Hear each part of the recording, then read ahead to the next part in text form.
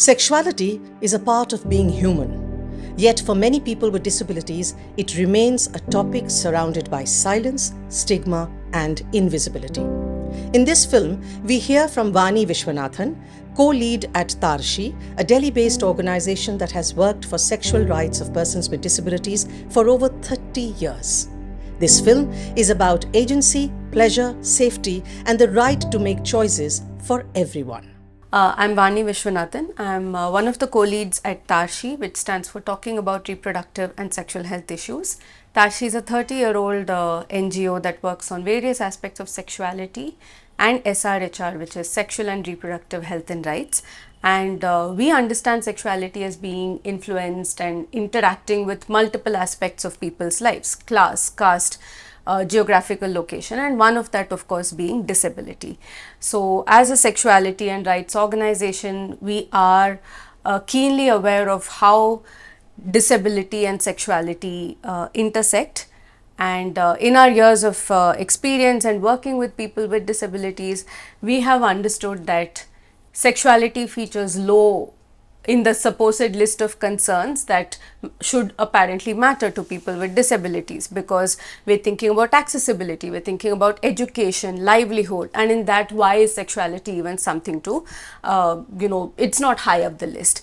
Then there's like a wide variety of ways in which sexuality and disabilities intersect. So on the one hand, sometimes people with disabilities are seen as people who are sexless, who's going to think about sex or having sex with people with disabilities? What kind of sexuality concerns matter to them? And on the other hand, they may also be thought of as oversexed, people who cannot control their urges, so the questions are like, oh, I have a young boy on the autism spectrum in my class, he just doesn't know, he goes to a corner and he masturbates. There is this variety in which sexuality is seen in the context of people with disabilities.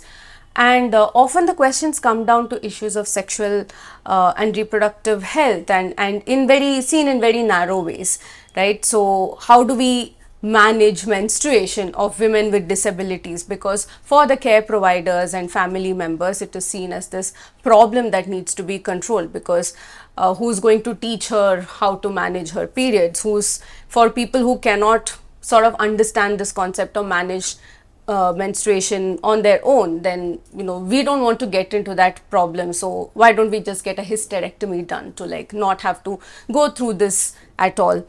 Even when it comes to sexual abuse, often the question is around how do we make sure that consequences of abuse are not faced by the person, rather than giving them the tools they need to stay safe, giving them the information to protect themselves from abuse. So the question is often around how do we make sure somebody doesn't get pregnant, rather than how do we make sure that this person knows how to keep themselves safe? How do we empower them to say no? How do we teach them to differentiate and look at what are responsible sexual choices to make?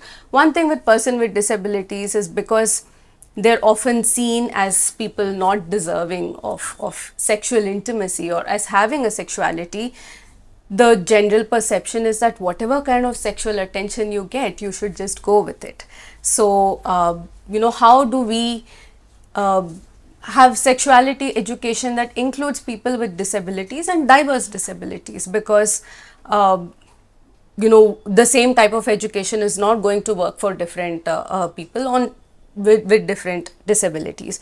So how do we make sure that this information is tailored for someone who is able to process this information in a way that makes sense for them? How can parents and society better understand and support the sexual rights of young people with disabilities?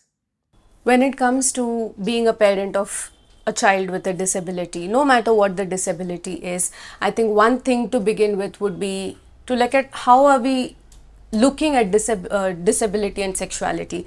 Do we only look at issues of protection from violence and abuse and like sexual and reproductive health concerns, or do we also acknowledge that sexuality is a central aspect of being for humans, whether or not they have a disability? So when we look at sexuality as something that is as equally applicable in the lives of people with disabilities as it is in the lives of people without disabilities, that is when we look at what kind of resources, what kind of education or tools we need to give our children with disabilities the right to a safe, healthy, and happy life, including a safe, healthy, and happy sexual life. Tools for exploration of sexuality. When it comes to tools for children with disabilities, it could range from teaching them how to manage their menstruation to teaching them how they can masturbate in a way that is safe for them, that is private, and giving them the information so they know how to differentiate between public and private spaces, what kinds of touch are okay for themselves, what kinds of touch are okay when you do it with somebody else. And this is information that, let's say, for a person on the autism spectrum is kind of given anyway, right? Like schools that teach children with autism do encourage them in terms of what is behavior that's okay to do in public, what kinds of touch or interaction with other people are okay. So the same way we introduce these topics also with issues related to sexuality. The intersection of disability and sexuality. These days, there's been a lot of growing work on the intersections between sexuality and disability. And one area where I've seen a lot coming up is with physical disabilities. So, whether it is locomotor disabilities or sensory impairments. For example, there is an attempt to build vocabulary in Indian Sign Language on topics related to sexuality. Where perhaps the issues become a little tougher are with intellectual disabilities and with psychosocial disabilities.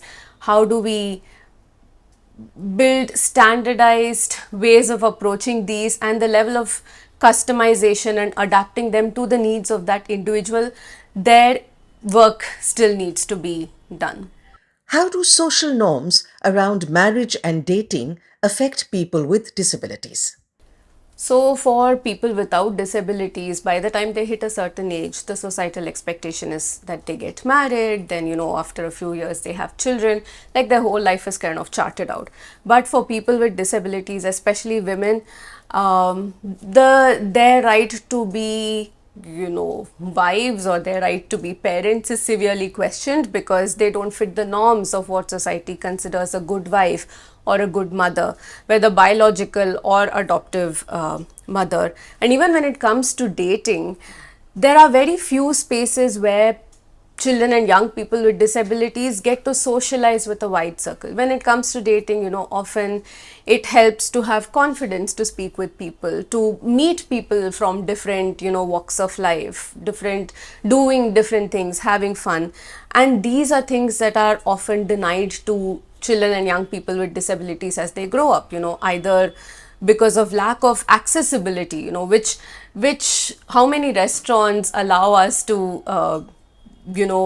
go with someone who uses a wheelchair, or if I have another kind of locomotor disability, or where do I learn to talk with people who are very different from me. So these are skills that are essential to dating, which just somehow don't are not easy for people with disabilities to build. And a lot of times, if they do end up going on dates, there is a sense of, oh, you should be grateful I'm dating someone like you, which is a very which can put me in a very vulnerable and underconfident kind of a space, which is just giving a lot of scope for abusive behavior from the other party to me. Then one more very logistical issue is the lack of privacy, right? If I want to, if I'm a person with disability that wants to just kind of get frisky with someone, make out with somebody, have a kiss, very often I may not have that kind of privacy, or even to masturbate. Very often young people with disabilities are not given their own kind of private space to explore their own bodies. So these are small things that kind of add up in the larger scheme of things when it comes to disability and sexuality. Marriage is one of the most socially legitimized ways in Indian society to have sex, and if marriage as an option is kind of denied to people with disabilities, then that closes off an avenue where one can sort of hopefully safely explore their sexuality. What barriers do individuals with intersecting identities face in navigating their sexuality? Just as disabilities are diverse and sexuality is influenced by multiple things, this intersection also, of course, is affected by the level of education one has access to and the kinds of identities one brings. So, for queer persons with disability, this is the coming together of many things that societies are just still not able to fathom. So when it comes to learning about my own self, as a queer person or as a person with disability, I don't have access to information or resources that ever show someone like me. I have very few role models to kind of look up to say, hey, what they're doing kind of resonates with me, or I can, these are some things I can take away from this person. Also quite hard for queer persons with disability to come across sexuality education resources that cater to their kinds of needs, or even find sexual and reproductive health services that bring together these two intersections. You're a queer person who may require advice or services on safer sex or on specific sexual and reproductive health issues, but to find people who cater to the needs of queer persons and queer persons with disabilities, so even understanding what kind of medication can I give them, what kind of physical setup do I need in my clinic to be able to cater to someone like this, or well, even have sign language interpretation. So these are some more issues that are very specific to queer persons with disabilities.